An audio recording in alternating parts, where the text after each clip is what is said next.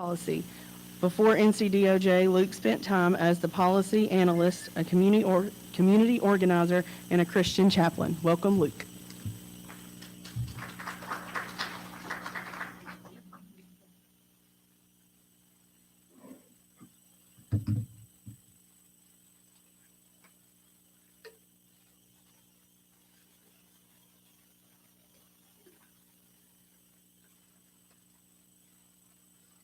There we go. I was worried I was going to have to stall. I'm not really good at stalling. Good afternoon, everybody. Like mentioned, my name is Luke Perrin, and I'm very excited to be here on behalf of the Department of Justice. We are a state agency that works in downtown Raleigh, but we have folks all across the state and travel across the state for a variety of different things, which I'll touch on just a little bit kind of at the beginning to give a little background for the department. Because one of the things I always like to tell people is that our work impacts you probably way more than you realize. So the department is led by the Attorney General. The Attorney General is elected statewide every 4 years. The Attorney General serves as the state's top lawyer and top law enforcement officer. The current Attorney General Jeff Jackson, took office in January. Before serving as Attorney General, he was a congressman, an assistant district attorney, and a state representative representing Charlotte and parts of Gaston County. So our office likes to kind of break our work down into three specific areas. The first is working to prevent crime and support law enforcement. What that doesn't mean is that doesn't mean that we prosecute crimes on a day-to-day basis. So in North Carolina, our office doesn't have what's called original jurisdiction. That means we can only prosecute a crime if a district attorney asks us to prosecute that crime. And the reason, or one of the reasons behind that, is that our office handles all criminal appeals. So we represent the state in all criminal appeals. We handle thousands upon thousands of these every single year.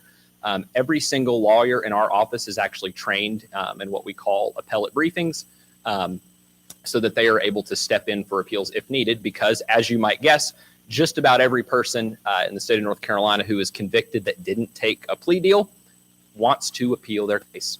And our job, as required by the statutes of North Carolina, is to represent the state and say that original court got it right. So we handle all criminal appeals. We also work to train law enforcement officers in the state of North Carolina, whether that's sheriff's offices, whether that's resource officers, any type of law enforcement officer you can think of. Our office handles training and standards. But we also do prosecute cases when a DA asks us to. That typically happens if it's either some kind of corruption case, if there's a resource issue, if there's kind of a specific thing that we might, like a specific person in our office that might have a specialty in something, then we might be asked to prosecute it. But just kind of a little bit of what we do on that side. I'll skip the second point because that's the bulk of what I'm talking about today, and jump to the third point. To defend the state, its people, and their constitutional rights. So our office also represents all state government agencies, boards, commissions. We provide legal advice to the General Assembly. We don't provide individual legal advice or legal representation to individual people. However, we do represent the state in all legal proceedings. So anytime somebody, for example, would, for whatever reason they might want to, sue a state agency, maybe somebody decides they want to sue the Department of Insurance for whatever, our office represents the Department of Insurance in court. We are their attorneys, and we provide that legal representation. The bulk kind of our public-facing work, though, is working specifically on consumer protection. So our Consumer Protection Division is the largest division at DOJ. They specifically work to investigate consumer complaints. We take legal action against scammers. We respond to reports from businesses on state and local government security breaches. And we do what I'm doing right now. We educate the folks across the state about scams, frauds, and a variety of topics. So if you ever have an organization that you're a part of, a local church, a nonprofit, community group, you name it, and you want us to come give a talk about either this or something else, we have a whole bunch of stuff on our website, and I have some flyers back at my table back there that'll kind of list out what those are. We'd be happy to come back down here. Like I said, we have folks everywhere in the state, and so if you're in North Carolina and you want us to come, we're going to come to you no matter where we are or no matter where you are, and we're always excited to do that kind of stuff. So our Consumer Protection Division, like I said, is the largest division. And we take consumer complaints when people fill out a complaint form on our website. you go to ncdoj.gov. It's the first thing on the website. You can't see it or you can't miss it if you go onto our website. It's right at the top. It says file a consumer complaint. You can fill a complaint out there. You can call our office. But what these complaints are folks that are reaching out to us and saying, I have been wronged by a business or a person. There has to be some kind of financial component of this. There has to be, or just like some kind of loss that say, I have a complaint against this person. And so last year, as you can see on the screen, we received 19,000 of those total. And I have yet to do, every time I give this presentation, I think I need to do the math and actually break down how much that is per day. But as you can see, that's a lot every single day. And out of those 19,000 consumer complaints, our office won back nearly $84 million in court judgments and settlements. I cannot emphasize to you enough, that is y'all's money that is coming right back to you, the taxpayer. And that is really important for us, for that money to be reused in a good way. Our division has won back more than $3 billion for consumers in North Carolina since 2017. So the past 8 years, won back more than $3 billion for the state of North Carolina. And how that process works. And so you fill out the consumer complaint form, and I'll give you an example that we see all the time. Somebody will fill it out and they'll say, I bought a car from my neighbor down the street, or just from a used car dealership or whatever. And I wanted to give it to my granddaughter because she just turned 16 and she needs a car and thought it was a good car. And I took it to the shop and the shop guy said, yeah, this is a good car. You're good to go. And then a month later, the transmission goes. And then 2 months later, the brakes go. And then a month after that, you're all, you name it, across the board. And you think to yourself, I think he might have sold me a bad car. That's a pretty valid thing to think with all those problems happening. And so you can file a complaint with our office, and our office will look at it and we'll ask you a bunch of questions about, just give us the documentation, like how much did you pay, yada, yada. Tell me if you did this. Do you have legal counsel? And then we're going to ask you a real important question. That question is going to be, what do you think is the fair remedy for this? And so you might say, well, I just want my neighbor to buy it back, or I want my neighbor to pay for the repair, or I want whatever, you name it. We're going to say, cool, thanks. And then we're going to reach out to that person on your behalf. And so we're going to send them. I told y'all we can't give you individual legal assistance. But what we can do is write a letter with the nice NCDOJ letterhead, Attorney General seal, to your neighbor that says, hey, we received a complaint alleging that you sold a faulty car to this person, and this is what they say. What say you? What's your response? And one of the things I like to emphasize to folks when I give this presentation or just talk about just this stuff generally with folks is that a lot of the times with the complaints that we receive, these aren't folks who are necessarily, I'll just say, purposefully bad actors. They might just be really bad business people. Now, that doesn't justify bad behavior. They break the law. They're still breaking the law. But a lot of the times those folks get those letters and they go, oh. And so they want to step in and fix it themselves. And so that's kind of the first step there. What we really like to look out for, though, are patterns. Where are the patterns that are popping up that folks are doing this to multiple people, to groups of people? I told y'all we can't take individual legal action on your behalf, but we can take action on behalf of the state of North Carolina. And so when we receive a pattern of complaints, that is when we will step in and pursue litigation on behalf of the state of North Carolina. I'll give you an example of something we've been working on recently. It is a case that started last year in conjunction with a couple other states against a software company called RealPage. And so this is a software company that created an algorithm that uses artificial intelligence that essentially they sell to property owners. And so about 1/5 of all apartment properties in North Carolina are owned by the same 5 companies. So there are 5 companies that own 20% of all apartments in North Carolina. These 5 companies have access to, or 4 now, it was 5 up until a couple weeks ago. These companies have access to this software called RealPage that allows them to allegedly artificially set prices for their apartments. And so these folks with just typical leasing managers will say the market is what's forcing us to decide whether we want to raise rent or not raise rent. And I'm sympathetic to that. I took a ton of economics classes in grad school.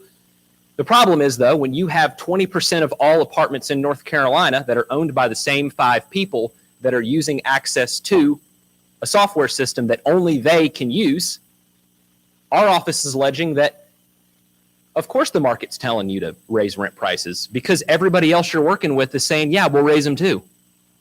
And so we took them to court. We received enough complaints about this specific software, about this company. We took them to court as of 2 weeks ago, actually now. Our office settled with one of the 5 named companies that uses this software. And as part of that settlement, they are no longer using this software entirely. So just one specific example of some of the stuff that we've been working on that side. One of the other big things that we've been working on for the past few years is what we call the Robocall Report Task Force. So this was a group with 51 attorneys general across the country. I cannot emphasize to y'all enough, in a deeply divided partisan environment, when you get all 50 states and DC on the same side of a legal argument, that's when these telecom companies, AT&T, Verizon, and you name it, start to worry a little bit about their practices. And so we took them, we sat down with them, and we said, hey, y'all aren't doing enough to protect people from robocalls. And they said, yes, you are, or yes, we are. And we said, no, you're not. And if you don't do something about it, we're going to take you to court. That brought them to the negotiating table. And as part of that task force, we came up with what we call these anti-robocall principles, one of which, and probably the most prominent, is the potential spam that you'll get on your phone. So you ever notice a few years ago, your cell phone started telling you when it thinks it's a spam call? That came as a direct result of this. And so we said, y'all need to do a better job of monitoring these things from your side because we hear it. You can look at this upcoming slide right here. That's the majority of the, not the majority, but that's the plurality. So the most of the complaints that we get to our office on a daily basis. And so you can go, does this have a pointer on it? Let's see. Yeah. So you can go all your way around this little circle here. As you can see, about 1/5 of the complaints that we get are specific telemarketing and robocall complaints. Motor vehicle complaints follow that at 18%. All the way across the board, I would say that internet complaints, as they have just about every single year, go up about 1% every year. And so that's just kind of you can see the kind of plethora of the complaints that we get within our office. Now to talk about the stuff I know you really care about. So that is a legal definition of a scam. It is a dishonest scheme that is aimed at taking, the important part here is money or something of value from an unsuspecting individual or group of individuals. Everyone is susceptible of being scammed, regardless of gender, age, race, or education.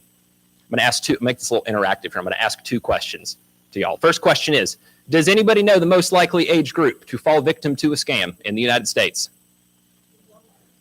Does anybody have an answer that's not that? Anybody want to throw out a different answer? What was that? 18 to 24-year-olds are the most likely victims of scams in the United States. Yep.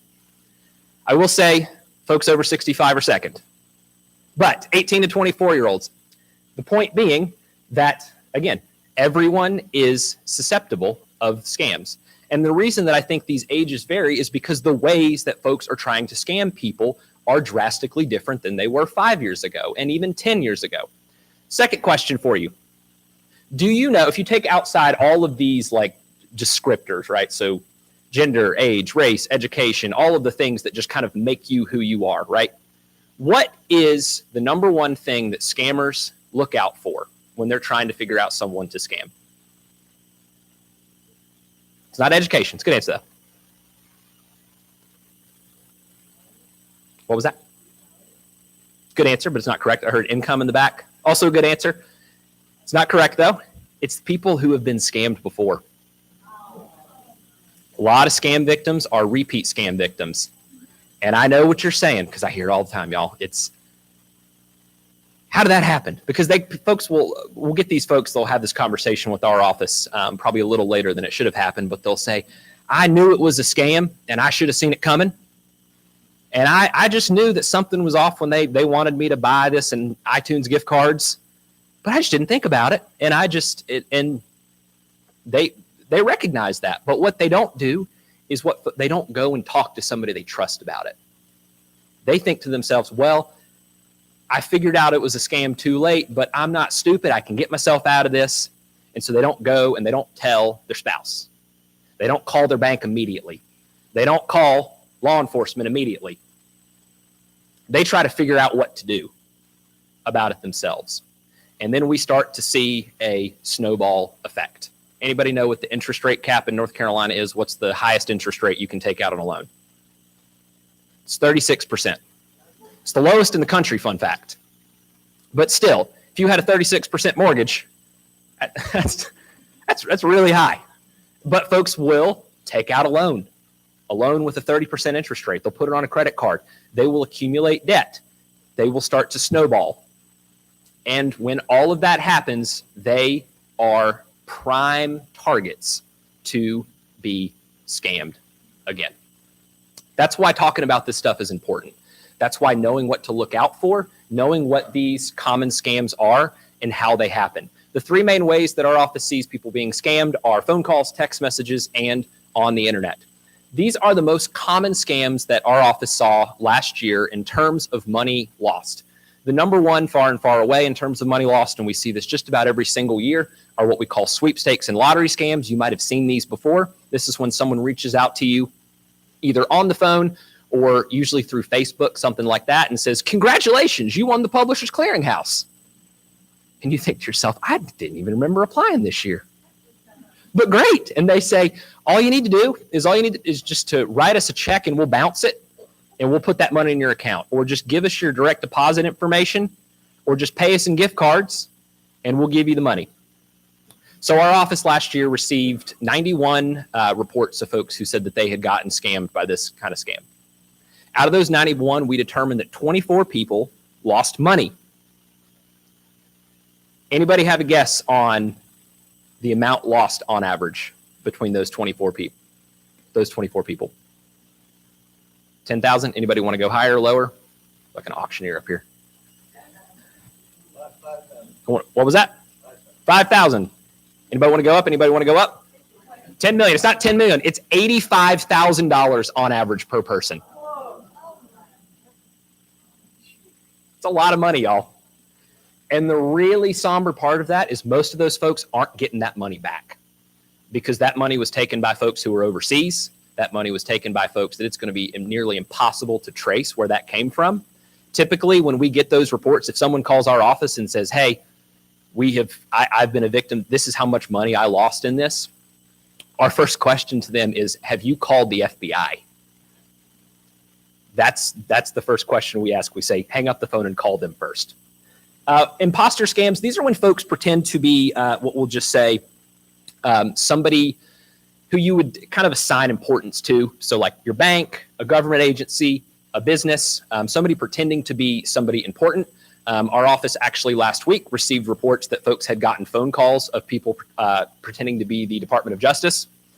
We sent a consumer alert out about that this morning, actually, because folks were getting calls from folks on the other end of the phone who were saying that, "Hey, we're with the Attorney General's office. There is a warrant out for your arrest," which is really funny because, like I told y'all a few minutes ago, we don't just like prosecute people and do that on a day-to-day basis. But folks would call our office and say, "Hey, I got a call about this," and they said that I'm under arrest because I missed jury duty this week, and they say the sheriff's going to come down to the house if I don't pay him $500. That happened last week. So we see those a lot. We also see romance and friendship scams. These are longer term scams, usually happening online, where folks will reach out and pretend to show, we'll just say, romantic interest in you, affection toward you. They'll want to establish a relationship with you. And it typically starts with a Facebook comment that says, "Hey, I found your profile and I thought you were so beautiful. And I would just love, will you just accept my friend request?" And you think to yourself, "Oh," and you accept it. And then you start messaging back and forth and you get to know them and they're asking about your kids and you're learning all these things. And then comes the ask. And the ask is, "Hey, I'm actually going to be driving through next weekend and I would love to just stop in and have coffee with you and meet you." And you think to yourself, "Oh, that'd be so nice. I get to meet this person I've been talking to for 6 months." And then a few days before, you get the message that says, "I had car issues and I don't get paid until next week. Can you just front the money to me and I'll pay you when I get there, I promise." And you think to yourself, I've been chatting with this person for 6 months. And as you might guess, the moment that money leaves your hands, however you do it, whether it's mail or over whatever, you're never hearing from that person again, because chances are they're not John Smith on that Facebook profile. It's somebody else, probably from another country. And that person is doing the same thing to dozens upon dozens of people at the same time. Tech support scams, we see these as well, where folks pretend to be tech support for companies saying you have a computer issue. Click this link right now. We have put a virus on there's a virus on your computer, and if you don't click this link, then your computer is under our control. If that ever happens, best thing you do, close your computer. Just close it right then and there. Close it, call our office. Got the contact information at the end. I've also got it on the things back there. Call our office and say, this is what happened, and we'll tell you where you need to go. Because most of the time, your computer doesn't have that virus, but when you click the link they want you to click, that's where they're trying to get you. And then lastly, we call them grandparent scams, but we might as well just call them like family member scams, because it's not just grandparent in the ways that it used to be a few years ago. These are where folks will call and pretend to be, like I said, grandkids or family members. And they'll call you and they'll say, hey, Nana, so don't tell mom, but I got into a bit of trouble and I'm down at the jail, and I just need you to just send me $100, and so I can get out of here. We'll talk about it later, but I'm so sorry. I know what I did, but I'm okay. This actually happened to my grandmother about 1.5 years ago. Somebody called and pretended to be not me, but one of my younger sisters, pretended that she had some car issues, that she had broken down and needed to send the money immediately. My grandmother saw through it, but I talked to her about it afterward, because I talk about these things as well in presentations. And so I asked her, what was that like? And she said, Luke, I'll tell you though, for about 3 seconds, I thought there was something actually wrong.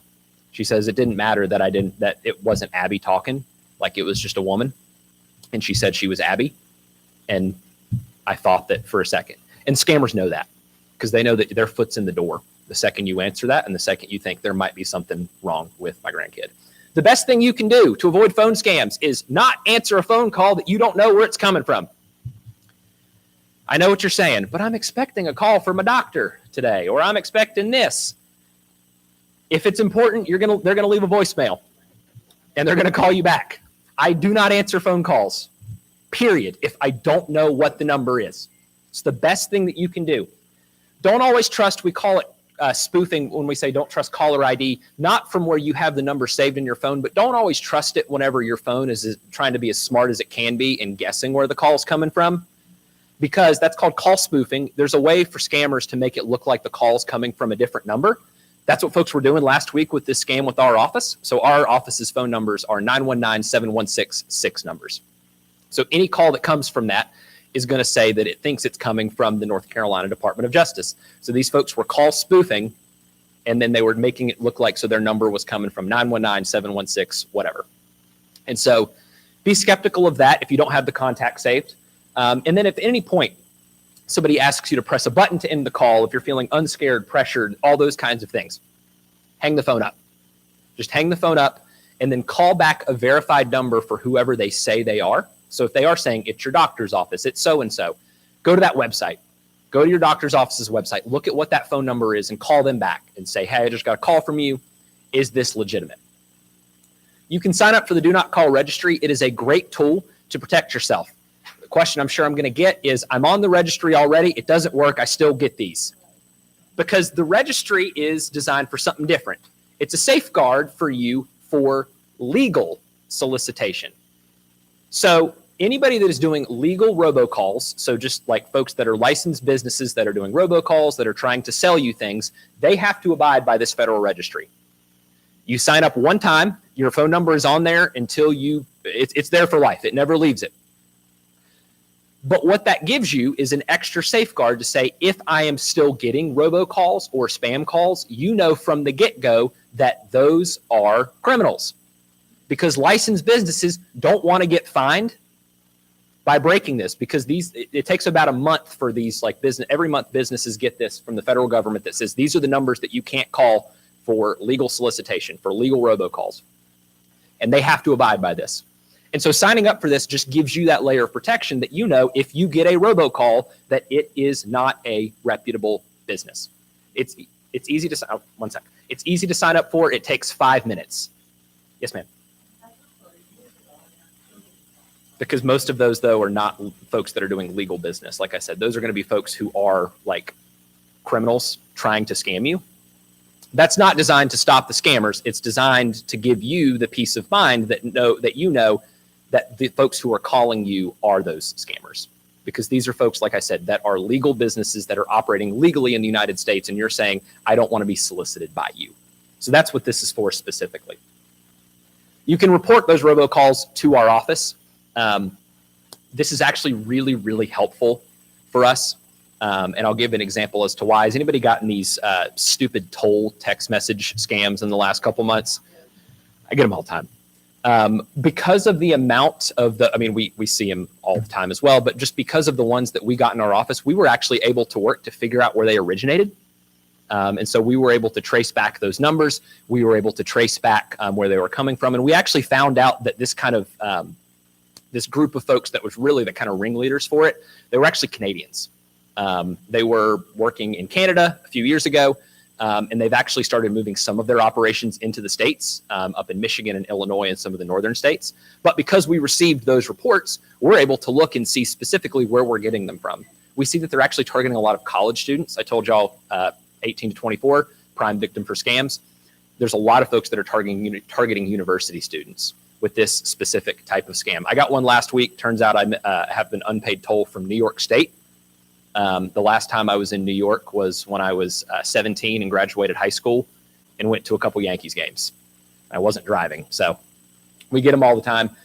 That's probably right now the most common text message scam that we see. The second most common, though, is one that you might get all the time as well. It says, hey, it's us, the post office. We missed your delivery today. Click this link to schedule a new delivery time. What is the third word in the acronym USPS? What's the third word in that? Postal. If the United States Post Office is going to contact you, how will they contact you? Via postal mail. That is the same for just about every single government agency. If a government agency wants to contact you, if the IRS wants to contact you, it's going to be via mail. And usually when you open up that letter, you get to the end and it's going to say, call this number if you have questions. That's the standing policy in our office is if we're going to make first contact with you, whether you've written something to us or whatever, it's going to be through the mail, but then there's going to be the number and it's going to say, call this person, or if you have questions, do this. You can also see some of the other types of common text scams that we see. We get this one a lot where it's just somebody just says like, hey, is this you? Or just like, how are you doing today? Those are, I'm going to give you some inside baseball, and Kevin talked about it a little bit earlier. Those are what we like to call bait for you to respond. Because most scammers don't want to take a long time trying to scam you. Most scammers just want to know that you are a live person with a cell phone, that I like to use the term, you are a useful idiot, because you are useful to them, because you're being an idiot and responding with them. And they're going to say, cool, I figured out that this is a live person with a live phone number that's going to answer their phone. And so it doesn't matter if they can't get you to do something. What they can do is go to their scamming buddy and say, hey, I'm going to sell you this list of numbers. Look, they're all verified. We figured out all these people answered their phones. My dad does this all the time. He loves to, not scam people. My dad loves to answer this. My dad loves to answer the spam calls. My dad loves to play with them. And I tell him, I'm like, Dad, that's the worst thing you can do. Because then he's like, how do they keep getting my number? I'm like, I don't know, because maybe you're freaking answering the phone every time they call you. It really is, I promise you, it's the worst thing you can do when you get a scam call is answer the phone, period. Yes, sir. How about all of these police agencies that call for money? That is absolutely a scam. And I'll let the folks in the back talk about that later if they want to. But that's a very common one that we see as well, where folks will say, like, and I mentioned it with our office as well, but we see this kind of go around all the time where somebody will call us and say, hey, it's us, Moore County Sheriff's Office, you missed jury duty. You got to give us $500 by Friday, or we're going to put a warrant out for your arrest. We see it all the time. It's a very common scam. Yes, ma'am. Mm-hmm. Yep. Yep. Yep. They are. And I'll tell you what, truly the best thing you can do is you can call our office and say, I got this letter. Is this legit? Is this a reputable business? Like, have you gotten complaints against this person? Have you heard anything about it? Because like I said, really this pops up in a lot of like data breach things where you might get a letter in the mail that says your data was stolen and like from whatever. And just, yeah, sometime back a long time ago, your social security number might be out in the wild because it was in a data breach. We are required by law to get notified by those businesses when that happens. And so folks will get those letters and we'll say, call our office and ask about it and say, hey, I got this in the mail. Have you seen it? And we'll say, can you tell us the return address, or can you tell us the number at the bottom or whatever? And you tell us that and we'll say, we've gotten reports of this and that seems to be legit, or we haven't gotten any reports of this. Maybe be skeptical. Hey, will you just send us a copy of that so we can look at it, and we'll be back in touch. It's one of the best things you can do with those kinds of things. With text messages, if you only take one thing away, is that just do not respond, period. It's the same with phone calls. Do not text the word stop as well. A lot of people think if you text the word stop, that'll opt you out. What that's always going to do, though, is whether that's reputable or not, they're going to know that that is somebody who is willing to respond to those messages. And then lastly, I'll talk a little bit about internet stuff and then just some general payment things. With email, the three things you should always look out for are, first, look at the email address that it's coming from. This is somebody who tried to scam the DOJ a few years ago. This is a screenshot of somebody that sent an email to our office with a fake Zoom link. So first thing, look at the email address. Is it a no response email address? That should be a red flag. Second, security software alerts. The email providers are actually a lot better than the phone providers at catching these kinds of things. So if your Gmail or your Microsoft email says, hey, they're like, this message is flagged, there might be some issues with it, pay attention to that, because those folks are actually really good at catching that. And then third, what's the URL? Where is it taking you? If you don't know you can do this on a computer, you can right click on any link, or if you're on your cell phone, you can hold down that link and it'll actually tell you exactly where that link is going to take you without you going there. And so if it's taking you somewhere you don't want to go, somewhere you might get a virus, it's going to say this is where it's going to go, but we're not going to take you there yet. So always do that just to see where that link is going. Whoop, that was too quick. With social media, I like to call these, it's just another kind of bait, really. There's a lot of folks who are sharing a lot of things on social media that is giving folks not just access to their passwords, but the answers to their security questions. Folks are sharing on Facebook a lot of information that they probably shouldn't be sharing, and these are some of the examples. I see these kinds of posts, these like memes, as you would call them, all the time, where things like this will ask the question of, how far away do you live from the place you were born? People see these and they love to comment because we're all nostalgic, y'all. I get it. We like to say, I was born, and I'll give you my example here. It's like, I live 2.5 hours away from where I was born. I was born in Taylorsville, or technically Hickory, but I'm from Alexander County. And if you know, anybody know Alexander County in here? Anybody familiar? I got one in the back. It's just Kevin. It's okay, good. So I'm from Alexander County. If you know that, you will know that there is only one high school in Alexander County. It's Alexander Central High School. Everybody who has ever come through Alexander County has gone to that high school. Even before that, it was Taylorsville High School all the way back. Their high school mascot, though, is the Cougar. It's my mascot. You know what one of the top 3 security questions is for Facebook accounts? What is your high school mascot? The other 2, what is your father's middle name? What is your mother's maiden name? That stuff is real easy to find, y'all. And so if that is the case, if my 2 security questions are what are your high school mascot and what is your father's middle name, all you really need to do, it's really easy to find like the middle name of your parent. All you need to do is just know that I told people on Facebook that I'm from Alexander County. We'll skip over online shopping, just talk about payment briefly. This is actually deeply personal because this happened to me yesterday. Fun fact here. We recommend you use credit cards for everything, not debit cards.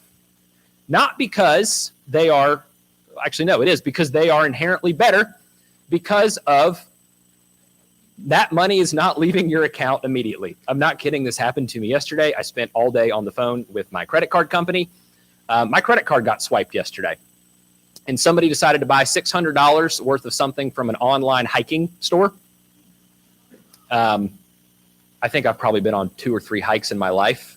They were asking me all these questions about just like, did you spend this and da da da da da, and I'm like, I don't even know who this company is. Why is it better though that I use, and I'm going through the process obviously of trying to get those reimbursed and all of that. Why would it be better though that that was a credit card, not a debit card? They didn't take $600 from me immediately. My billing statement is not until next month. And so I have a month to work with them, for them to work with folks, try to figure out where that came from, those kinds of things. But if that was my debit card, whether the bank is able to get it back for me or not, I mean, that's all going to depend, but that money is gone right now. So if I get that money back, that's going to come back later and I'm $600 in the hole. And if that happened at the end of the month instead of the beginning of the month, that would suck for me. And so we always recommend that. Anytime somebody asks you to use gift cards, cryptocurrency, or wire transfers, should be a red flag going off. Really, the only time you should use a gift card to pay for something is if you have a gift card that you want to spend it. If someone says you can only pay us in gift cards, you can only pay us with a wire transfer or with cryptocurrency, that it should be an immediate red flag. And then unless you know the vendor, always exercise caution with what we call these like peer-to-peer payment apps. So like Venmo, Zelle, PayPal. These are actually really secure and safe apps to use as long as you know who is getting the money. Because it's the same as if I was to walk up to you and give you $5 and you come back 2 weeks later and say, hey, can I have my $5 back? You might have to do this to your heart, say, here you go. Or you might say, I don't know who you are. You gave me $5? I don't know what you're talking about. So there's not a lot of protections if you don't know who that person is that's getting the money. And them being able to get it back to you. And then lastly, just some everyday prevention tips. Watch out for what we call skimming, which is where folks put these kind of like, I'm losing the word here, but just like devices on top of credit card readers. We see these a lot at gas stations when we do see them. Very well might have been how my credit card got swiped, admittedly. But oftentimes, I'm sorry? So sometimes it just all depends. Sometimes you can just jiggle it and just see if it looks kind of weird. But one of the really, truly like the safest things you can do across the board is if you have Tap to Pay, use that. That's a lot safer. Even better if you use Apple Pay. And I know that's like hard to like add sometimes, and a lot of folks don't use that and those kinds of things. But if you do have access to it, if you have grandkids who can show you how to do Apple Pay, really is like one of the safest ways you can pay, which is just where you have your cards on your phone and it's the same as tapping it. But that is one of the safest things that you can do. But really, it's just kind of like a ranking of like safety as you're doing this. And so like if you can tap with your card, do that. If you can use the chip, that's better than using the swipe. The swipe is actually probably the least safe way that you can do it. But just paying attention, does it look, it's kind of a generic thing to say, but like, does it look off, right? Are the colors all weird? Does it look different than the one in a different one? Do you go to the same gas station all the time and you notice that it looks different than it does before? So just being aware of that. And then also shredding documents with personal information. Whoever wins these shredders, you'll have great ability to do that. It's one of the best things you can do for old documents that might have that information on it. And then I'll just point out this last piece here. Ask a friend. Talking about this stuff is one of the best things that you can do to prevent scams. That's why these kind of events are important. That's why the conversations are important. That's why I always ask people when they say like, this happened to me, like say, let's talk about it. Like, what did they say? What did they do? Like, what can we look out for? Because when we at DOJ hear about these things, we're able to better communicate it to everybody else and say, this is what we're seeing. This is what folks are saying. So talk to folks about it as well. These are just some of the links that you can go to file complaints, to call our office, those kinds of things. I have them in the back as well. If you don't want to take a picture of all of this, all of these links are on the little pamphlets that I have back there. If you ever have any questions about consumer stuff, just like the Department of Insurance, we also have the SHIP program.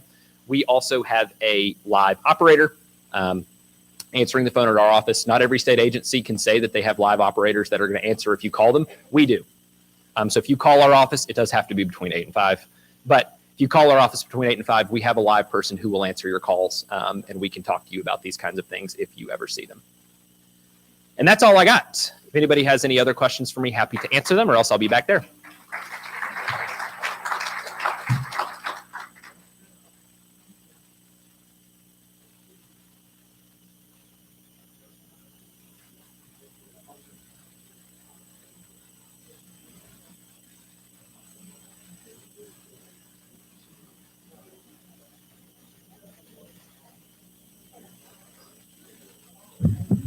All right, next up, we're going to keep this train rolling and make sure you stick around if you want a chance to win a door prize.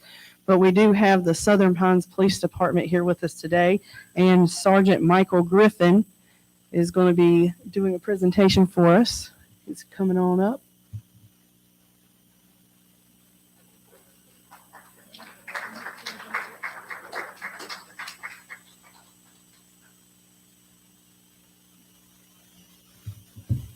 All right. Nice to meet everybody.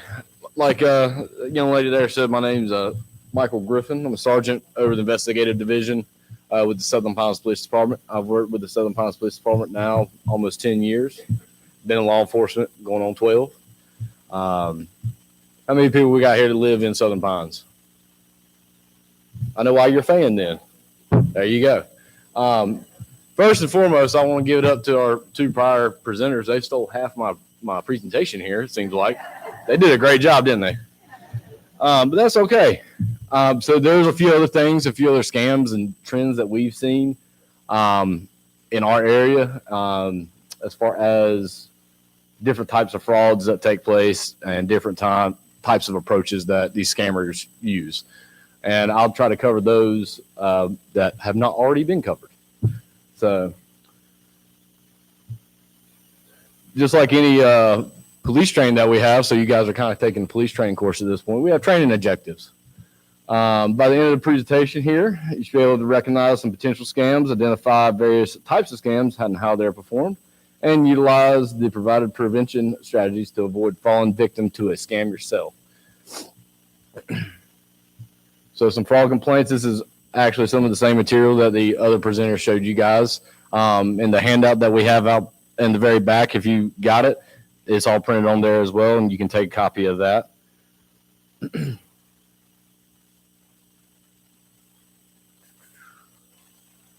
So one thing I did want to point out here on this chart we had, just like they were saying that the younger age group we see as a more projected target.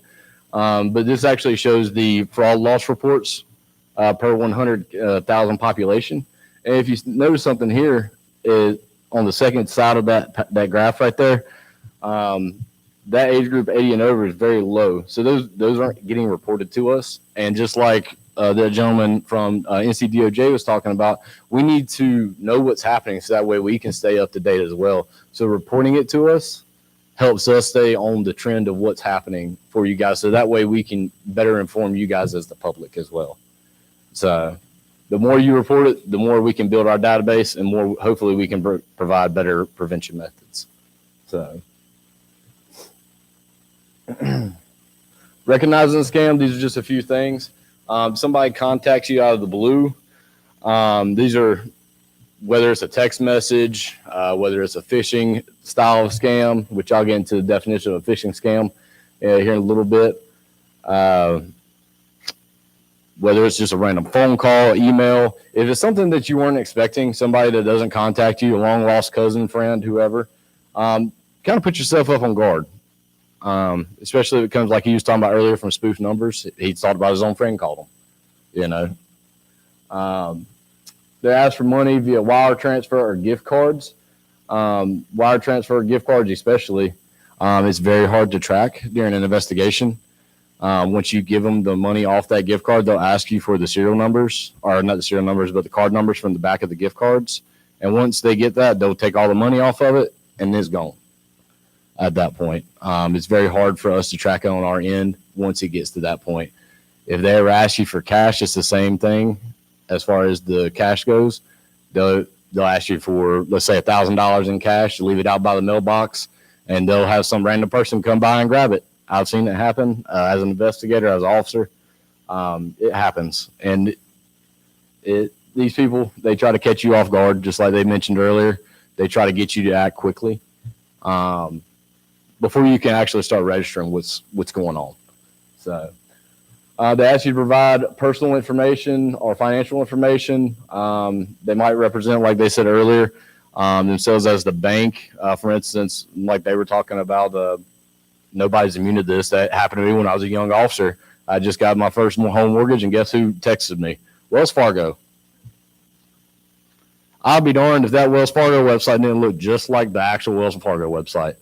Luckily, I caught on enough to where I was like, I don't have a debit card with them. Why are they asking for a debit card? It was my home mortgage. And so I canceled what I exited out of it and everything. But they will make websites look just like it. That's why that URL is so important, like you mentioned prior.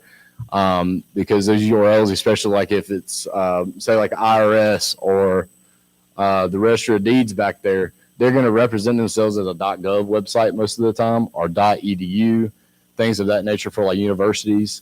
It's very rarely going to be a .com if you're talking to like a government agency or something of that nature. So that's one thing to look out for. The other thing too, like I was saying, they're trying to get you to act quickly, and they're trying to make you not talk to anybody else because they want you to stay with them. They want to be in control of the situation. In our line of work, we call it verbal containment, where we want you to talk to only us and just us. They try to do the same thing. They don't want you to call your husband, your significant other, your granddaughter, your grandson, whoever. They don't want you to contact anybody. They don't want you to get off the phone with them, because if you get off the phone with them, they lose the power over you to control what you're doing and to make you go into those quick decision-making schemes there. I think my young lady right there in the front, she was telling me somebody called about saying they were your granddaughter. Is that correct? And you told them you didn't have one. And hung up the phone. So, but what they're trying to do is just get you to act quickly. And they're trying to get you kind of out of your right frame of mind to go make a quick purchase at a CVS, a Walgreens, a Walmart, a Target. You know, we got a new Target in Southern Pines. Good store, by the way. And they want you to go buy those gift cards, and they want you to get that information as quickly as possible. They'll promise you something that seems too good to be true. They'll make all kinds of promises trying to get that stuff to you guys. We got a bunch of different types of scams that were covered by my colleagues over there already. I'll try to thumb through these and hit on the ones that they did not talk about, so that way you are getting the same material that you got just a few minutes prior. The Duke scams, they'll try to call you, they'll text you. My favorite is, I know we have another power company here in Southern Pines, or not Southern Pines, but Moore County as a whole. I think it's Randolph or something like that, right off the top of my head. Is whenever they're like, oh, I'm not even a customer with Duke, and they called me. Well, that'd be why it's a scam, you know. So, so right here it's talking about the email phishing scam. As you can see, that's not the FISHING, it's PH. It's the same kind. They're sending out mass emails to a bunch of different folks in hopes of getting your personal information. And they're also going to use that information to contact you in different forms and fashion, whether it be a cell phone, your landline. I know a lot of folks are getting away from landlines. You know, any other information they can get from you, they compile it into a database so that way they can pass it along to their scammer buddies, essentially.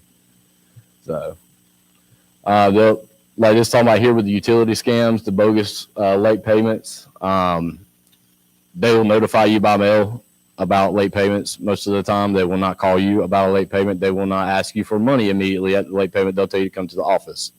They'll tell you to, you know, however to come pay it. They're not going to say, go get a gift card.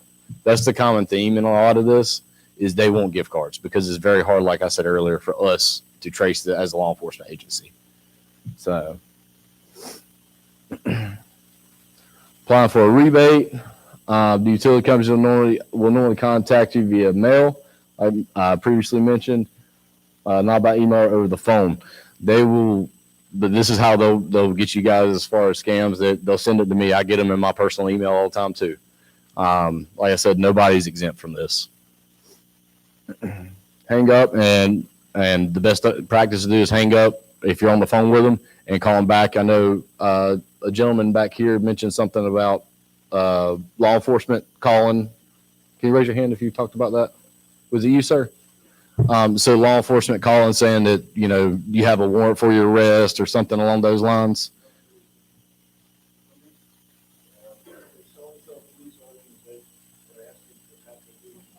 Okay, so they were representing themselves as a organization. I got you. So it's kind of goes in line with what this is talking about with the utilities. That phone call I might would say, okay, thank you, and hang up. And then if you are interested in donating to some kind of local agency or something like that, contact your local agencies and they can provide that information for you. Because I know, like here in Moore County, we had the LEO, which is a local agency to support the agencies here in Moore County, things of that nature. But that would be the best practice for that if that's what you are interested in doing, as far as that scenario goes. But it's the same concept. Get off the phone with whoever called you and then come back and call whoever you're actually wanting to call, whether it be like for us, for your water, be the town of Southern Pines, right? If they're trying to represent themselves as the town of Southern Pines. So the computer virus scam, I believe they briefly mentioned this in their presentations. As far as your virus protection has ran out, you need to renew it, send us this amount of money. What I will say in this happens a lot of times on computers themselves as opposed to like via email. And what I've actually seen and have reported in the past is they'll go online, you get the pop-up whenever you're on the web or whatever, you get security alert, whatever, your virus system's been compromised, or we found a virus, you click on it. And then next thing you know, you're getting an email from somebody say, hey, call this number. You call the number and they're saying, go to this website. We can help you out. We can get rid of it. And they're downloading. What they're trying to do is actually gain access to the computer itself. And that is something that can be done. They can remote in given certain softwares. One that I've seen used is MirrorView in the past. And basically you download the application. They tell you to input a number. You input that number, and then they have control and can move your mouse and everything else. And they'll open up all kinds of documents looking for your personal information and compromise your identity that way. Financial things, whether it be your actual bank statements or anything like that might be on the computer, they'll access it that way by just taking over your computer. And it a lot of times stems from this kind of scam right here as far as a virus scam. So here it is right here. I'm sure probably everybody's seen that one time or two, maybe not that exact format, but that's very similar to probably what people would have seen. So, and then, like I said, they'll open up some kind of tech support chat and say, call this number or do this on your computer to try to get you to download that application. So that way they can take over your computer. That's another common one as well. That's on Google Chrome. And that, like I mentioned before with my personal incident, when I was a younger officer, that looks like it comes straight from Google, don't it? It looks pretty real. However, Google's not going to notify you of that. They're a search engine. They're not going to notify you of a virus that's on your computer. So, and they're definitely not going to give you a countdown to when your computer is going to, sounds like it might explode by looking at this briefly. So, and that poor robot right there. Absolutely, ma'am. So let's see what we got. It's blanked out on this one. That's a very good point. Google.com at Google or something like that. It's something silly. So this goes back into what I was talking about just a few minutes ago. Never allow remote access. Never share your financial information. Never respond to any unsolicited emails. So if it's something you're not expecting, I know we all get spam emails. A lot of mine go straight into my spam folder on my personal account. And so I don't even open them up because a lot of times you can actually do damage whenever you open up those type of emails as well. So if it's something that you see that you don't know anything about, if it's real important, somebody else will contact you about it. It goes back to the phone calls, ignoring those numbers you don't know. If it's real important, they'll leave you a voicemail to call back or something along those lines. If it's no voicemail, there ain't no reason to call them back if you don't know who they are, right? So, because I can promise you, if it's law enforcement agency, we'll leave you a voicemail. So, or if you don't answer, we might just come knock on your door and say, "Hey, what's going on? We're just trying to contact you about whatever." you know. So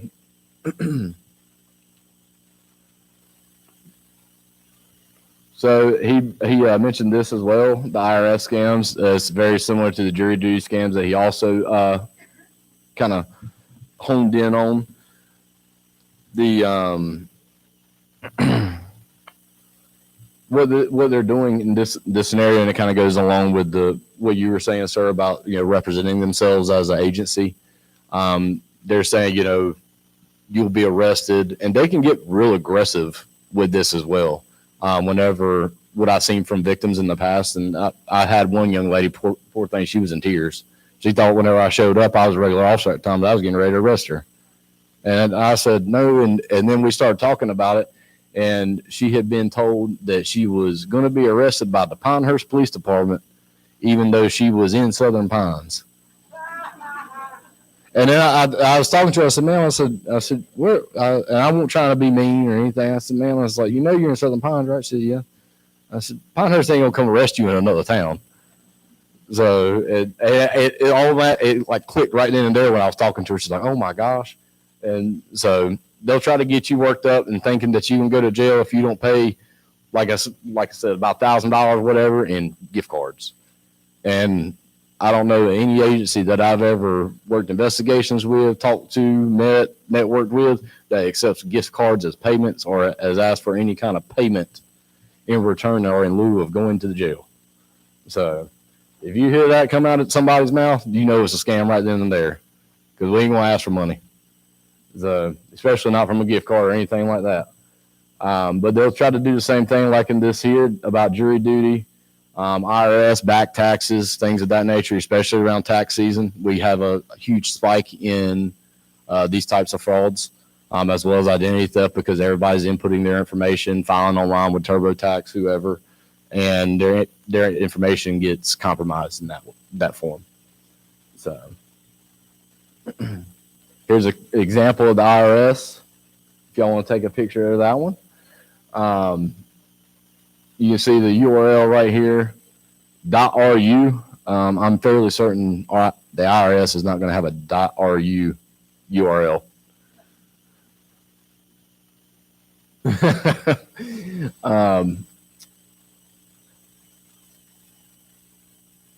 Here's another email, update alert, Internal Revenue Service, United States Department of Treasury. This is an automated email. And like my gentleman back there with DOJ said earlier, what's that grayed outline right there say? Please do not reply. And they do that on purpose. They kind of gray it out and kind of hide it. So, dear client, we notice that some of your account information appears to be missing or incorrect. We need to verify your account information in order to file your tax refund. Please verify your account information. I'm fairly certain the IRS has all our information. I'm not an expert with the IRS, but I'm fairly certain they do. Ma'am?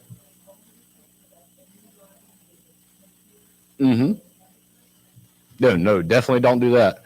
It's like he was saying, you can hover over it, right click. If you're unsure about it, see where it's going to take you, and then you can check the URL like we had mentioned before.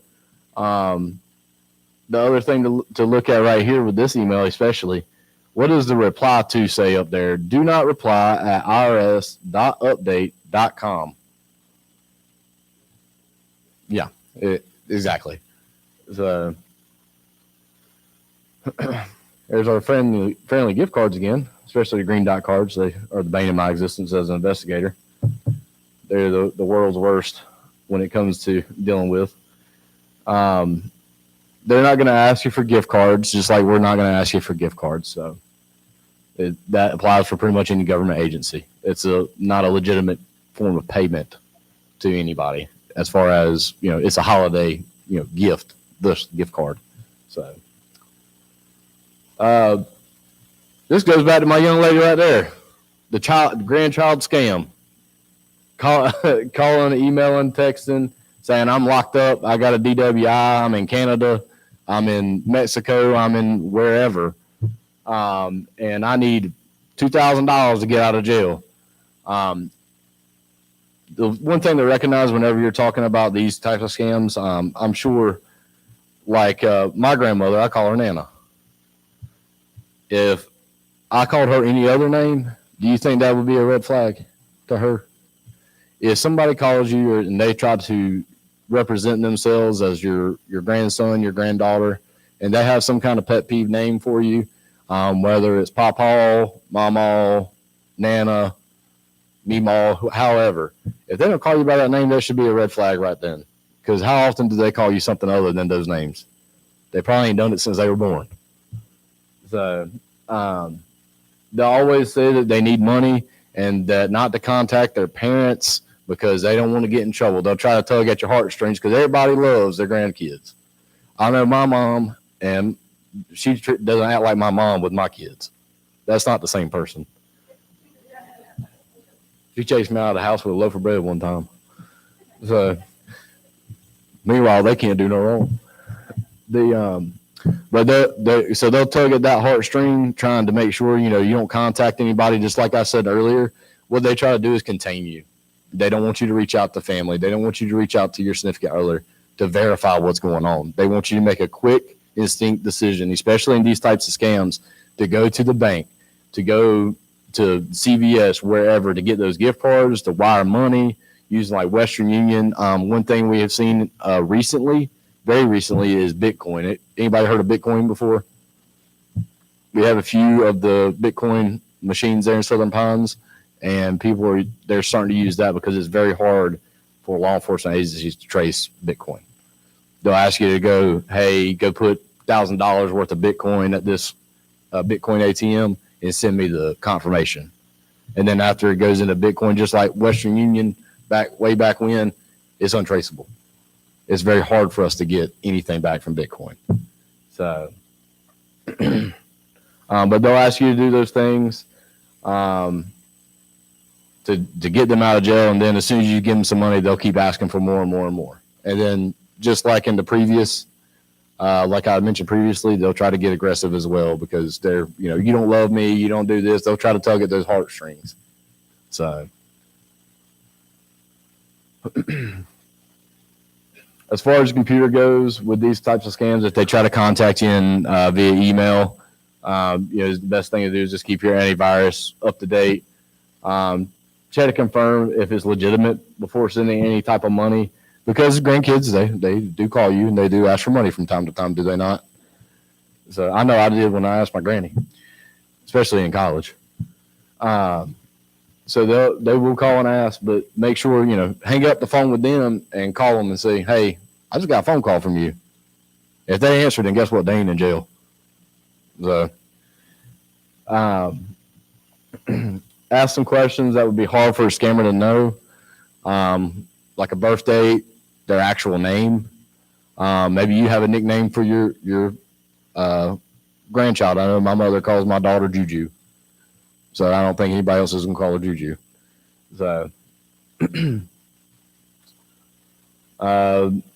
listen for certain clues, like the person called, like I mentioned earlier, called you Grandpa or Papa, or normally calls you Papa or something along those lines, those different names. And don't let your emotions get the better of you, like I keep harping on, especially in these calls. I can't emphasize that enough because that's what they really tried to attack. Oh, there it is right there, unknown caller. What do we do? What do you say do?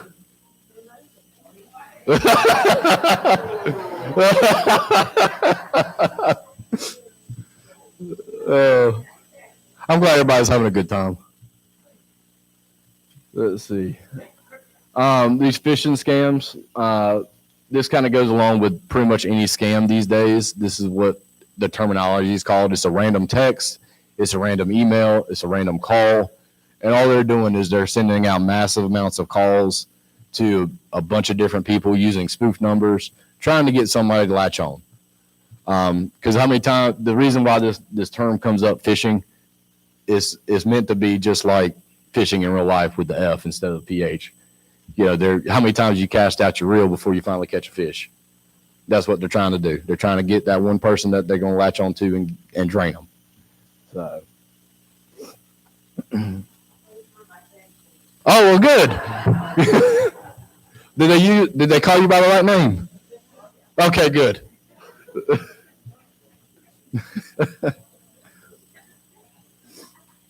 Oh, Lord. Good crowd. security alert from administrator. That's real specific, isn't it? So outside organization, dear user, please be informed that there has been a recent virus attack called WannaCry ransomware that has hit over 150 countries. In respect to that, we're making sure that we do all that we can to keep you and our customers safe. I don't even see a business on there. Do you guys? So that's a prime example of a phishing scam right there. And they'll say, well, I don't remember doing any of this. Well, yeah, they're trying to get you to click on something. So urgent refund alert. Hey, look, Wells Fargo. Yes, they do have a problem big time. We get a lot of Wells Fargo cases. But they do their internal stuff. They're really good to work with. Yep. Yes. But it goes back to here, like I said right down here, transaction-wellsfargo.com. What I would emphasize on this URL is not so much the .com because it is a private entity, so it can have a commercial, which is what .com stands for, web address. But it's the transactions-Wells Fargo. I'm fairly certain Wells Fargo will probably have their actual Wells Fargo as their URL. They have a lot of money and a lot of power to reserve their own URL on the websites and web page. Same thing as before with this phishing scam. Keep your antivirus up to date. Protect your mobile phone to update automatically. Protect your accounts to the best you can. Unfortunately, I think it was a few years ago the Pentagon got hacked. I don't think any of us has the firewalls that the Pentagon has. So if there's a will, there's a way. Yes, ma'am. Mm-hmm.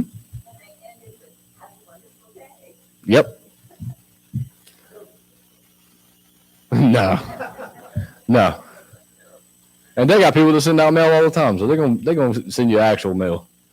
So protect your accounts using multi-factor authentication. I actually have this on my personal phone for a lot of my accounts. Google actually has a multi-factor identification where it refreshes passwords every 30 seconds. So basically, you have your set password. That's, let's just say password 8, right? So you type that password in, and then it'll ask you for a secondary password using an authenticator. And once you have that all set up, you can use that Google Authenticator app to actually type in that I think it's like a 6 or 7 digit password that refreshes every 30 seconds.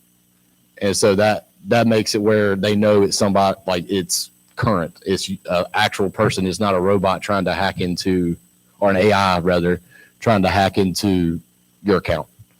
So any kind of fingerprint or retina face scan, those are kind of high end. But fingerprint scans on laptops is really becoming more of a thing. It's a little scanner on the side. You'll see it a lot of times when you open it up, it'll just be like a little pad about that big. So never give your personal information to someone who contacts you. Instead, call the company that published with a published phone number. Just like he was talking about with the IRS or credit card companies or something like that. When you get a statement, they'll have phone numbers on them.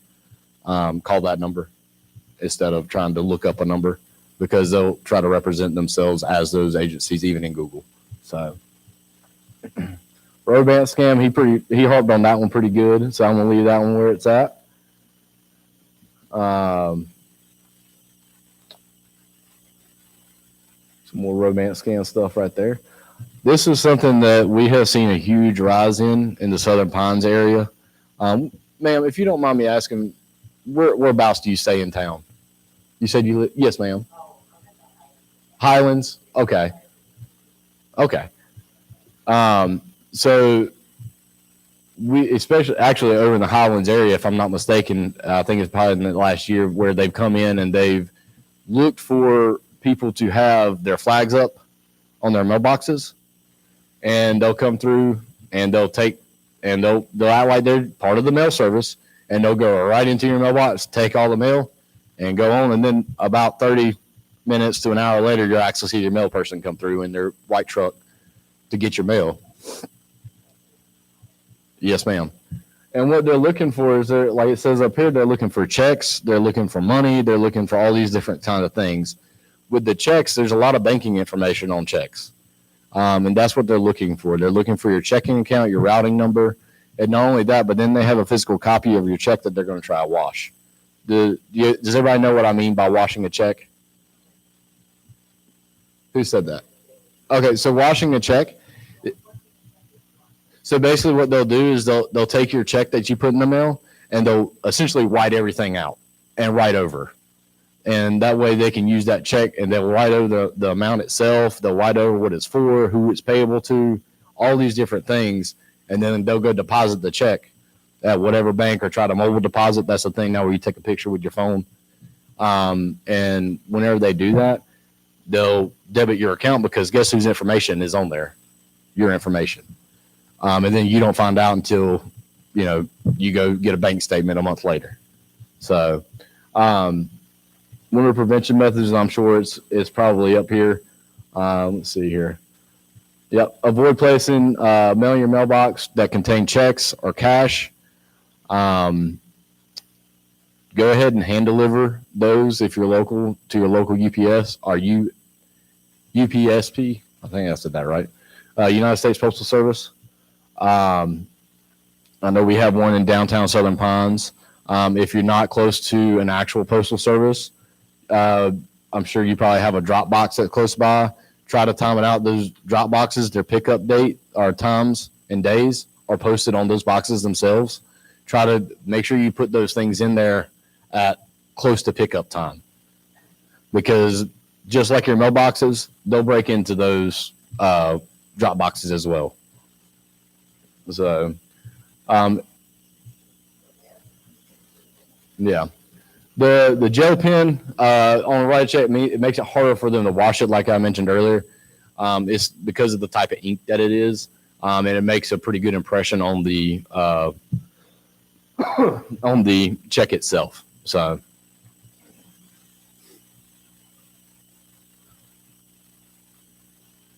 like this was talking about earlier, everybody's affected differently, and everybody is affected to some form or fashion. Nobody's immune to fraud. Nobody's immune to any kind of type of fraud either. All they're trying to do is catch you off guard. So,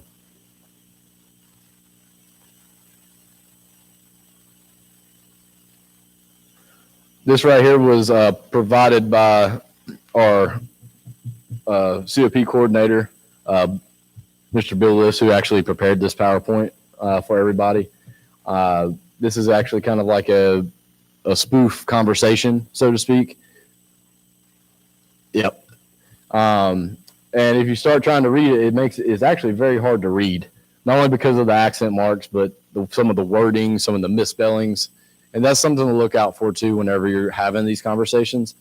Because a lot of these folks, they're either I'm not going to sit there and say all of them, because I've seen some that are in the United States, but a lot of them are from foreign countries. And so English is not their first language. And so it's very hard. They're trying to type on a keyboard that's not a English keyboard. And so, these accent marks will pop up. All these different, the misspellings, because they're trying to, sound it out in English. And then genius and simplicity. That's a very good sign off with a little wink face. If you see things of that nature, just that should be a big red flag. No true company or any representative is going to have a signature that has a wink face in it if they're any kind of professional. Of course, I might start doing that. I might get more responses on my work email. Please perform a transfer to me, Bitcoin. To me, a Bitcoin equivalent based on exchange rate during the funds transfer. So this is right here. They're requesting $1,590 in US dollars, but they want it in Bitcoin. So they want you to go to the Bitcoin and get it done that way. So then you can pretend like it never happened again. what they're going to promise is all these different things to make it go away, all these different, avenues. They're going to try to make it sound just like we mentioned before, better than it really is. You won $5 million, send me $2,000 kind of deal. So that's just a continuation of the same email. So this is their job. They literally make a living off this. So, and it's what they do for a living. So these are some resources. These same resources in the handout that we have out back in the back there, as well as up here if y'all want to take a picture of it. One of the other things I wanted to talk about as far as scams was the overpayment scam. A lot of people are buying things like Facebook Marketplace. Craigslist is a big one too. I know the older one used to be eBay, stuff like that, online auctions, things of that nature. They'll post these items for sale. Let's say it's a boat, Little John boat to go fishing in. They'll post it for $1,000, and then you like, hey, I want that John boat. I'm gonna go fish with my grandson. We'll have us a good day on the lake. Well, you'll say, hey, I want to buy this boat. They'll say, okay, what's your account number? Or I'll send you a check in the mail, and it'll be for $2,000, even though y'all agreed to pay $1,000. You'll go deposit it. You're like, oh well, it is what it is. And then they'll contact, oh, I sent you too much. Do you mind sending me $1,000 back since I sent you too much? And they'll ask for it from the same things as before, like gift cards, cash, whatever, wire transfers in some form or fashion, which is very odd. Again, if I overpaid somebody, I wouldn't overpay somebody on a check. I would, not ask for a gift card back. But that's just me. But they'll ask you for that, and then by the time you figure it out and it clears the bank, you find out that the check's fraudulent. And then guess who's out the money? Not just $1,000, but the $2,000. So because they're going to debit your account whenever that happens. A lot of times, a lot of banks will. So, but that's what we call an overpayment scheme, and that's a lot of like online purchases, like Facebook Marketplace, things of that nature. Whenever you're trying to buy stuff online. So, and they'll reach out and they'll do the same thing via text or something like that as well. So, that's pretty much all I got for you guys as far as this stuff goes. Do y'all have any questions? Yes, ma'am.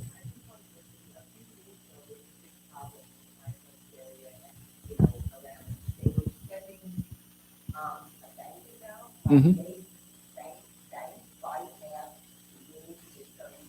Mm-hmm. And they were saying like you would do that. I had a thing for the bank account, checks and all this stuff, and it turned out that was a scam. Mm-hmm. You can open up an online bank account for $1, Mm-hmm. and just give your name, and then it comes to you and you start depositing money, and that's where people look like how someone Mm-hmm. and they end up doing that. That I'm glad you brought that up. That brings me to another good point. Yes, ma'am. For prevention, another thing you guys can do. Everybody has credit scores. Through the 3 different bureaus, you can lock your credit scores, and that prevents stuff like that from happening. That you won't be able to open up accounts. They won't be able to draw a line of credit or anything of that nature. So that way, you're as far as your credit scores and things like that, people taking out loans and stuff in your name, that protects you from that. There's also a bunch of companies out there, to name a few, LifeLock, Aura, OmniWatch, Identity Guard, all these things that help monitor. Yeah. But they changed the banking thing, so I think that, they take it to an online account. Mm-hmm. Well, good. I'm glad they did that.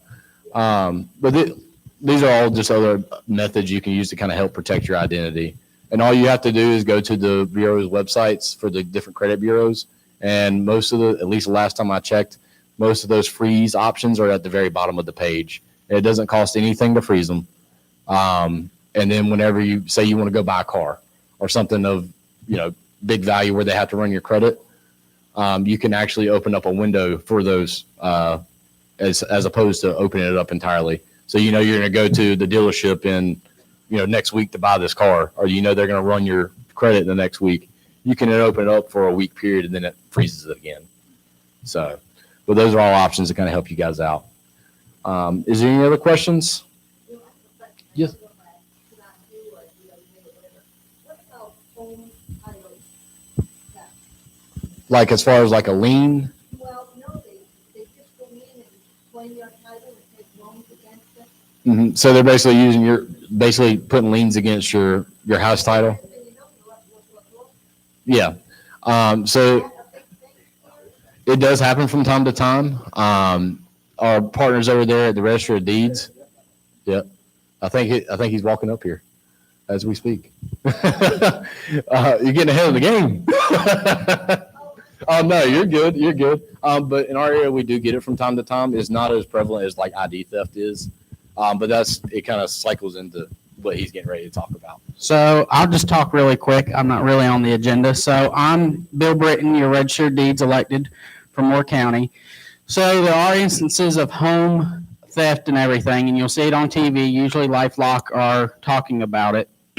Typically what you see is most of the time what we see is people with vacant property are mostly the ones that are getting switched over. We do have it in Moore County. We've had multiple cases in Moore County. So it's also been multiple cases across the country. It's been going on for years and years. Detroit, Michigan, it's been going on for 30 plus years up there. They have a whole agency and task force with the registrar's office up there that battles that up there on day to day. The biggest thing right now, there's really no prevention on that. So I've been working with legislation myself and also our association. I filed legislation with our representative Jackson here in Moore County, and we filed some deed prevention fraud issue, some deed prevention, hopefully some things to help. So like people have to start presenting IDs to help law enforcement if they're looking for people. There's going to be possibly circumstances where you're going to have to make sure the taxes on the property are paid before it's done. So usually that was already implemented kind of in the law, but it was kind of like well, you can do this, but you don't have to do that. We've seen it more as it's a better way because most scammers aren't going to want to pay for it. I will say, even though your property gets transferred, you're not going to lose it. The only biggest thing with that is it's going to cost you a lot to revert it back. And so we've also changed that in the law too. And also it's going to be an expedited process to where actually that process will actually take pretty much precedence over a lot of things in the court. So hopefully we're hoping within 30 days that will roll through and stuff. So there's a lot of stuff. There were things that wouldn't let us refuse stuff. So if we've seen documents and we've seen things come in, we thought they were fraudulent, knew they were fraudulent, we had to still take them. Now they're giving us the authority to refuse a lot more stuff. So that is a good thing that we're seeing. So things are getting better. There's still going to be scammers. We do have the fraud notification service that we tell everybody to sign up for through our office. And it doesn't prevent anything, but anything that if something does come through, it lets you know. In the instances that we've seen that people weren't signed up on it, that they found out 12 months plus out, it's taken them a lot longer to get things reverted. We've had people that are on it that there was an issue, and we got it reverted and reconciled within about a week. So even though it's not stopping, it'll let you know, and you can be notified right away, and that some action of some form can. If you do have anything, you get notified, call us, let us know. We'll get you in whichever right direction that you need to. Because some of this stuff sometimes may need to go to the Secretary of State, could go to local law enforcement, may need to go to the FBI, may need to go to the SBI. All depends on really which way it goes. And we can help you get it expedited out to which avenue is going to be the quickest and fastest also. So we had one was a wire transfer. The people didn't know. It was $175,000. People thought they were buying a lot. It got transferred, had a realtor, had an attorney. The property got sold. The woman up in Virginia or somewhere wasn't aware. She got some notice, that little thing of, hey, your property's been sold or something. She's like, well, I didn't sell nothing. Well, these people thought they bought property. So now someone's out of $175,000. It was months later. They also have a mortgage now for 175,000. So also make sure whenever that you always ask for a title search, most people don't like to pay the extra $500. Go ahead and do it, and also pay for your title insurance because it's going to help you in the long run too. So don't be cheap. So, anyways.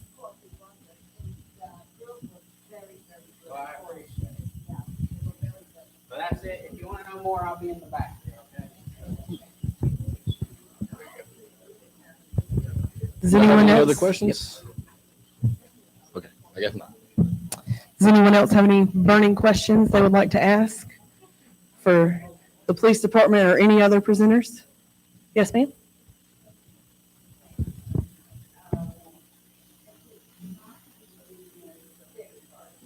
Mhm. So a lot of times the reason for that, if you can get you like a low interest card, why that's an advice from time to time is because when you dispute charges with credit card companies, they're a lot less apt to fight it than like say State Police Credit Union is whenever it's your debit card, because they understand there's inherent risk whenever you're talking about those kinds of things.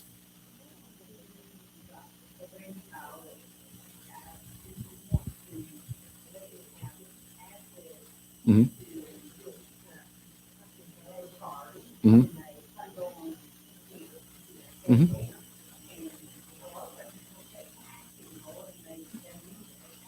Mm-hmm.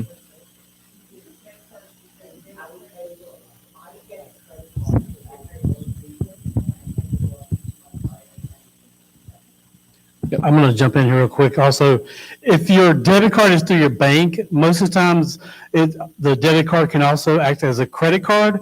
I would ask your bank. And another reason why it's so important to use it as a credit card is because you have that protection more from the credit card company than you do from your debit card company. So anytime you can use it as a credit card, use it as a credit instead of the debit card. Just even for the children. So I would talk with your bank about making sure that your debit card is also a credit card and only have it run as a credit card.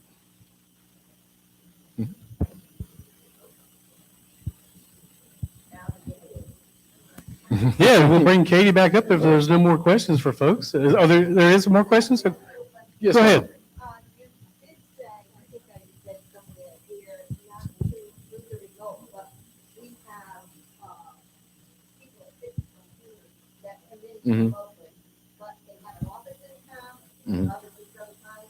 Yep. Like instead of police there or whatever. Should we stop knocking over because I'm gonna get stuff? So if it's somebody that you trust and you know, you're saying that I'm assuming it's not Geek Squad, because that's the biggest one that I've had issues with as on a personal investigator level is Geek Squad, that people represent themselves as that. If it's somebody local that you trust, that you know in person, you can call them and you know it's them. It kind of goes back to that secondary. Yeah, it's that secondary check of, well, if they call you randomly asking access to your computer because somebody might spoof their number, you hang up the phone and call in and say, hey, are you trying to get on my computer for some reason? And that would be the check for that. Yes, ma'am. Yes, sir.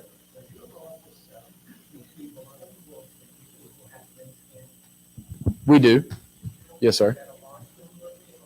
I can't say exactly as far as whether it's a large number or not compared to other agencies, but we do get quite a few fraud reports. Mm-hmm. Mm-hmm.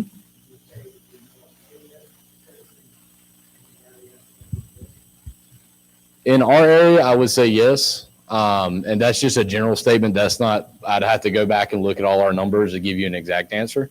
But I would say to answer your question immediately, it's probably going to be a yes at this point. But we do get all age groups, just like the stats say. I mean, I've had one where it's a 25-year-old, and I've had one where it's a 60-year-old or a 30-year-old. It's just, it varies. The biggest thing to take away is just remember that nobody's immune to it. So. Mhm. How do you, they, they'll be a date and Dallas before. Sometimes they do. I've actually had people where they've been scammed more than once, going back to, was it your, or was it DOJ's? DOJ's. Yeah, DOJ's presentation, whenever, they're talking about, just share it with their scammer buddies. I've had a victim that's called me almost once a year saying that she had been a victim of identity theft yet again. Because it's, she sends me an email just about once a year. It's like clockwork every year about tax season.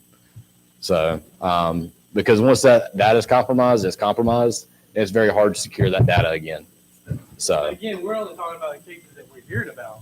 I mean, there's many cases out there. There's probably 2 and 3 more times of what is actually what we know about that people are embarrassed to talk about them or something. So that's why we're really asking you all, spread the word, help us get this message out and help us stop these scammers. We're trying to work ourselves out of our jobs ourselves. So please help us out. All right, and for the sake of time, we're going to go on and draw some door prizes. thank If you you guys. have any other burning questions, we'll get to those. You can ask them at the very end. Thank you, Sergeant Griffin, All right. for your presentation. Thank you. Kevin, you want to pull some door prizes? All right, we're going to go ahead and pull those door prizes. Get your red tickets back out. We'll let Kevin pull them, and we're going to call the last 4 digits of the ticket number. First, we're going to give away some shredders, some cross-cut shredders. And the lucky winner is 2085. All right. And these are a little bit heavy. I'm going to leave it sitting right here with your ticket on it, and we'll grab it.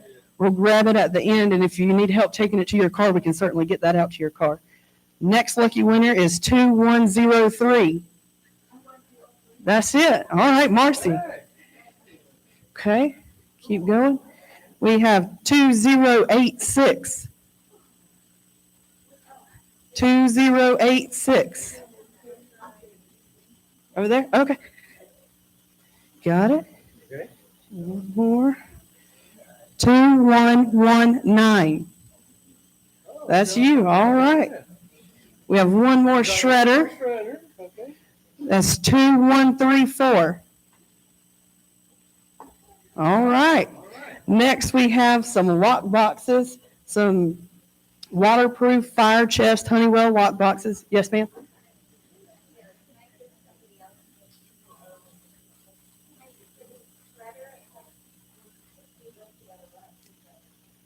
Okay, that's fine.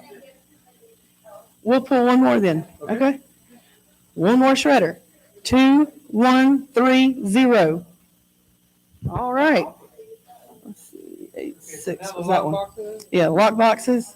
We have, whoops, I'm sorry. 2092. All right, and these are a little heavy too, so I'm just going to sit the tag on it and grab it at the end. We have 2105. All right. Okay. 2089. All right. Have 4 more. Okay. 2094. All right. So far, everyone's present. 2124. I spoke too soon. 2124. Okay. 2 more lock boxes.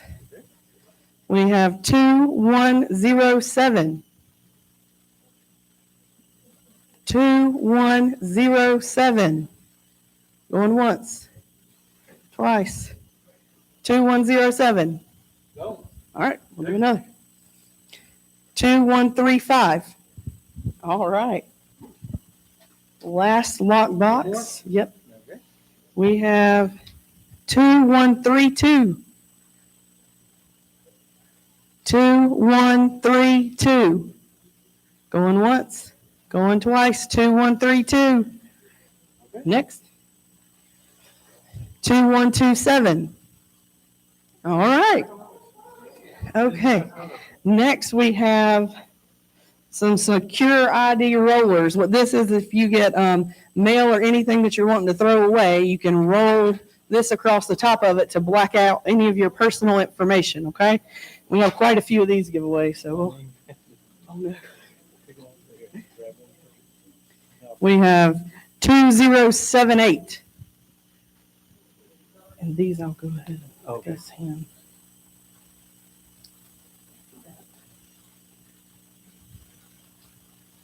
Yeah, I'll let you- 2131. Oh, right here in the corner there.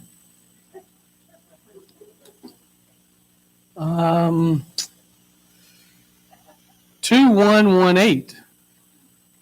Okay.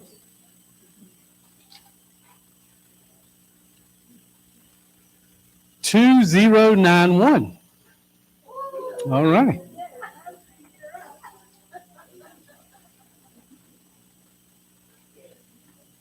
2090.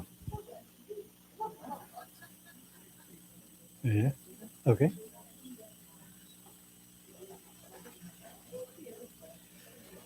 2093. Okay. Okay. She'll verify your number here in a moment. 2097. On the front row there. Okay, let's see. 2081.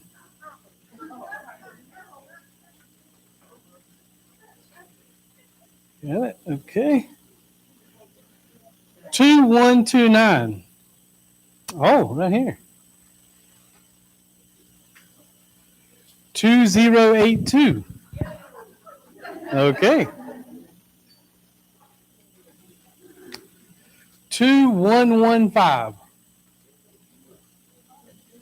Oh.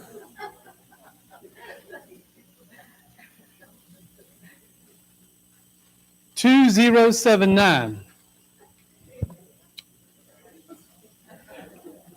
Okay. Let's see. 2114.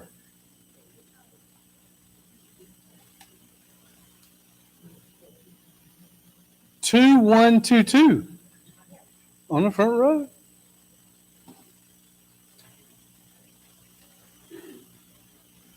2112. 2112. Oh, there we go. I know we got four more over here. Is okay. So 2087. 2087. 2087 going once. Twice. 2087. Okay, gone.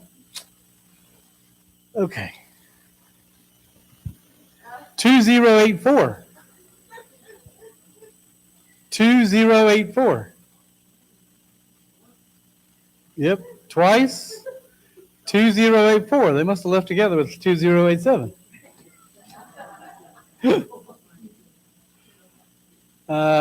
2096. I've got it. 2096. Okay. Oops. 2125. 2125. There we go in the back row. How many more you got after that, Katie? Three more. Okay. 2102. All right. Keep your hand up. Katie, she's got your one there. 2106. 2106. Going once. Twice. 2106. Three times. Going.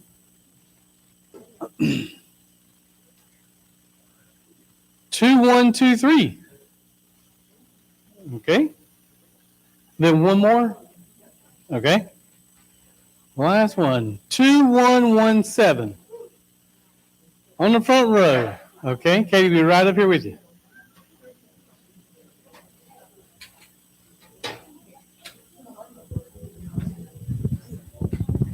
All right, thank you for all coming out today and giving us your time. We'll go ahead and turn you loose. We do have some of the Medicare card holders on the tip table back there. If you want to stop and grab one of those, protect your Medicare number. Hope you all have a great rest of your day. Thank you. Thank you.